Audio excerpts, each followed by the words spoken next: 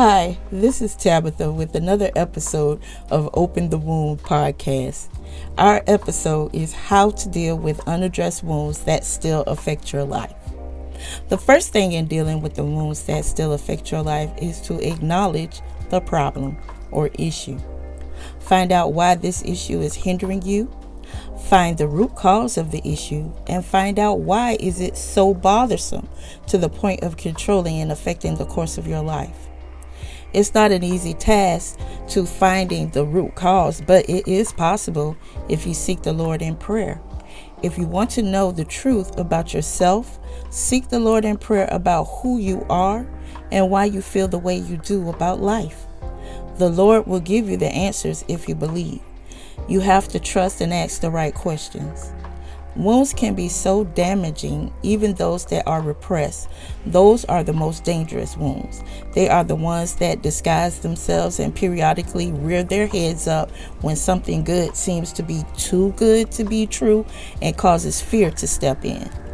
Then it's those wounds that cause us to sabotage relationships, job opportunities, spiritual growth, or the opportunity to be set free from the bondage of the enemy.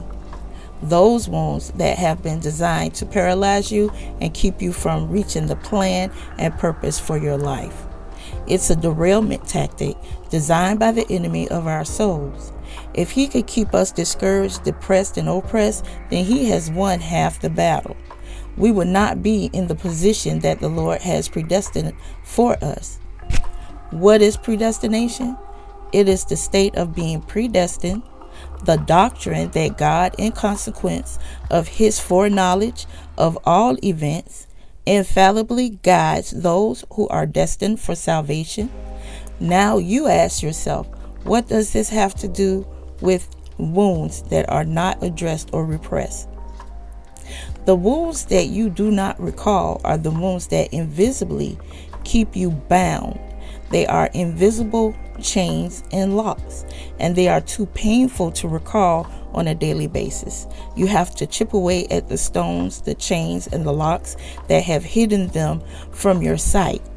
However, this is the same wound that when it is accidentally rubbed, it lifts up, and the pain you feel is that of the infection that was never cured. So like a kid, you try to protect by becoming very careful with how you handle it, or you keep people away from it so they can't see or touch it. In order for you to heal that wound that has been unaddressed, once you seek the root of the wound out, then you have to lift that scab and start addressing the different types of infection it has.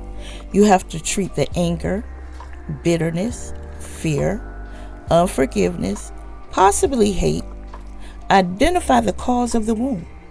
The wound could be a failed marriage, adultery, rape, molestation, drug addiction, alcoholism, prostitution, feeling unworthy, how you were treated as a youth in your home or at school, if you were bullied as a kid or sometimes as an adult, if you had a blended family and you felt alone, if you felt like you didn't belong or you just wanted people to hear you but they shut you down, you felt rejected or abandoned. Did you feel like you mattered? Were you called names as a child? Can you identify the root cause of your unaddressed wounds? Were you molested by a relative? Did someone touch you inappropriately? Were you lied to as a child? And you have trust issues because the person or persons who lied to you were people that you idolized. Were you the topic of ridicule? Were you married and your spouse cheated on you or abused you and no one believed you because he or she hid the abuse well? Were you threatened with violence if you spoke out about what you were going through and would be assaulted if you told what happened to you, or a family member that you loved was threatened to be harmed as well? Were you locked up in a basement or an attic and only let out to go to school or work? Were you denied food, clothing, and baths to keep you under control? Were you continuously sexually assaulted by a loved one who you admired. These could be some root causes to your wounds, and if left repressed, will continue to affect and direct the course of your life and will keep you bound from the freedom that the Lord is trying to get you to. You may have even experienced the loss of a child, and it just grips you so bad that you don't want to have any kids due to fear of another loss. I know. I was terrified when I found out that I was pregnant with my son. I was so fearful, and I tried not to think about life with him because I felt like I would lose him. I continued doing the drugs and living a life that was not in the best interest of the child. That's how warped my thinking had become from the wounds. You have to begin to face some of these areas and find that one that is holding you back. It could be several, but just deal with one at a time. Find a journal and start writing some of your thoughts down on paper. Try to recall different relationships you had and how they affected you from the beginning to the end. How was your childhood? What sticks out at you the most? What was the worst thing that you ever experienced? And see if that is a sore spot in your life. It's all kinds of wounds that keep us from our destiny. The more I sought after the Lord, the more He dealt with my heart problem. The wounds that I had, the more I read, the more I saw myself in Scripture. The more I prayed, the more He showed me. But this was over a course of several years. He took me from childhood issues to teenage issues and adulthood. He showed me the wounds that I had and why. He showed me the medication to use on each wound that I had. And some of the medication I honestly did not want to take because I did not want to touch the wound. I had gotten used to the infection being there, and sometimes, I liked the feeling it gave me. I guess you would say that was part of the sickness from the wound, because it started affecting the mental state of the body, making me think that the infection was normal and that I was normal. But I wasn't normal, especially when people started noticing things being off about me.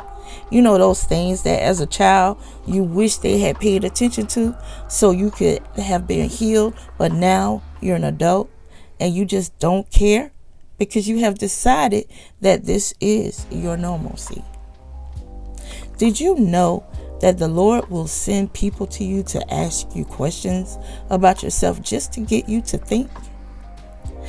I remember when my wounds started getting addressed. I was in my early 20s. I had an instructor at my technical college who posed this question to me. Tabitha, why is it that when I try to correct you, you get upset? That instructor at that moment had me address my low self-esteem.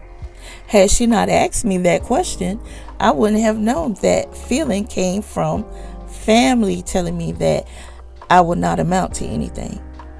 So you have to ask the right questions in order to find out what the unaddressed wound is that is affecting each part of your life. It may be one wound or it could be many wounds. Take it one wound at a time. I don't want you to be bleeding all over the place trying to deal with more wounds than you can handle, and trying to take the bandage off and you're just bleeding all over the place. Ask yourself, what is the major thing affecting your life? Then get to the actual root of it. And that requires you to dig deep. Once you find that wound, then now it's time to start doing some operating on it. You have to see how deep the infection goes. See what spiritual recommendations are needed to treat it. It could need a dose of forgiveness, conflict resolution, prayer, fasting, and reading healing scriptures daily. Whatever it takes for you to get healed, allow the Lord to guide you to it. He will never lead you the wrong way. His word is a map to living a life of wholeness. And as always, I hope you enjoyed this episode of Open the Womb podcast. I hope that these episodes help you. I know they're short, but I like to really get straight to the point. I'm one of those people that I try to share bits and pieces of myself to show people that, you're not alone. There's other people that's dealing with situations like you are.